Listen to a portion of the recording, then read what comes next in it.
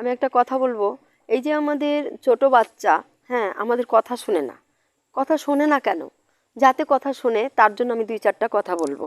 যেমন মা বাবারা কোনো কথা যদি আমাদের সন্তানরা শুনতে চায়, আমরা কিন্তু ভুল করে গুরুত্ব দিয়ে শুনি না। কেননা আমরা যদি না শুনি, ওরাও শুনবে না। অতএব কোনো কথা যদি কোনো কারো সন্তান, ছোট বাচ্চা, ছোট বন্ধুরা শুনতে চায়, সেটা কিন্তু মন দিয়ে অবশ্যই শুনবো, গুরুত্ব দেবো কথাটাকে। এক। দ্বিতীয় হচ্ছে, পড়াশোনা করে না। কেন করে না? কারণ পড়াশোনা করতে কাউকে দেখে না। অতএব পড়াশোনা করতে দেখার জন্য আমরা মা বাবা যতটুকুই পড়ি, ভান করে পড়ি, যাই পড়ি না কেন, আমাদের কিন্তু একটু পড়তে হবে, বই পড়তে হবে। আমাদের বই পড়া দেখে দেখেই কিন্তু ওরা পড়বে। আর কথা না শোনার জন্য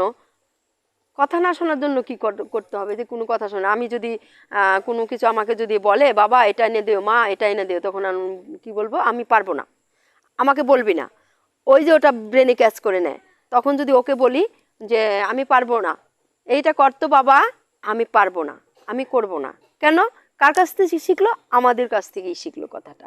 অতএব যদি কোনো কাজের কথা বলে, ঠিক আছে বাবা, আমি করে দিচ্ছি, সঙ্গে সঙ্গে কাজটা করে দিলে ওর ব্রেনে ক্যাচ হয়ে গেল, যে ওর ক্যাচ করলো মাথাতে, যে আমি, আমার মা বাবা এটা করছে, আমার এটা করতে হবে।